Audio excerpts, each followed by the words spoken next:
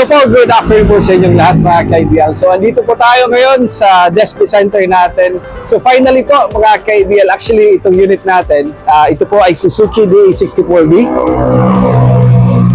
So linyag na natin to mga ka-IBL, but this time po, bali itong unit natin is andito na po si Sir Rinaldo Bredes ng San Roque Camaligan Camarinesor. Siya na po yung magpo-pull out. Talagang pumunta siya dito. Sir, andito na po si Sir Rinaldo. Siya po yung nag-order sa atin. Nakita lang tayo niya sa channel natin dito sa ating YouTube. So andito na siya ngayon.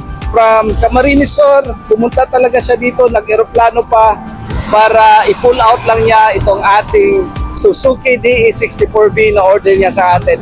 So sir, kumusta po? Welcome to Cebu at saka dito po sa IBL. Maganda po ang unit sa mga mag-ano pa ito na ano ko mismo, personal, maganda ang unit. Satisfied. Satisfied po sir.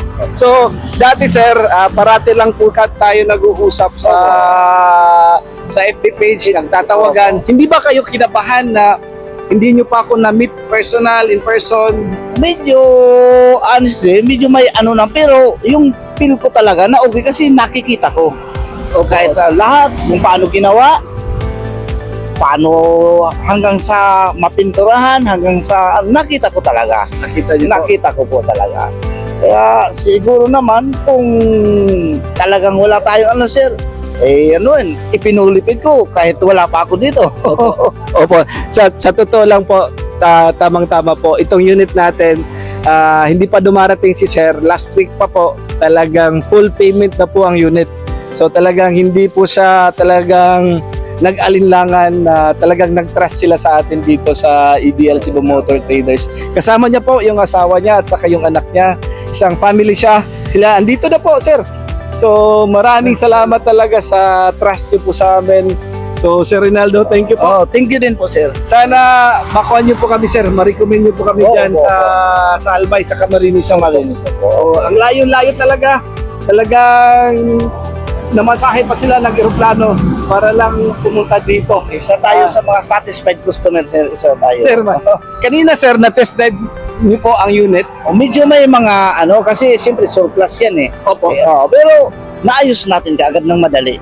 Yung makina sir, anong masasabi Sa mo? makina talagang 100% okay. Okay sir.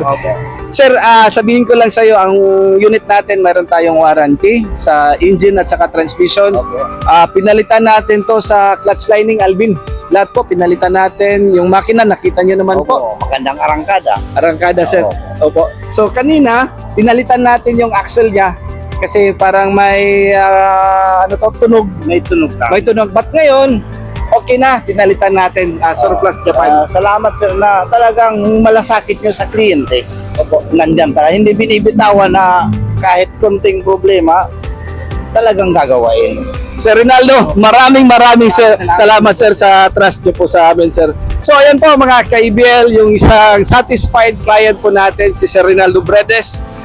Maraming salamat. At saka yung mga nanonood parate dito sa atin, sa channel natin. Alvin, maraming salamat po sa inyong lahat. Yung kasama ko dito si Alvin. Vin, pakita natin lahat. So ito na po. Pinalagyan ni Sir Rinaldo ng bumper.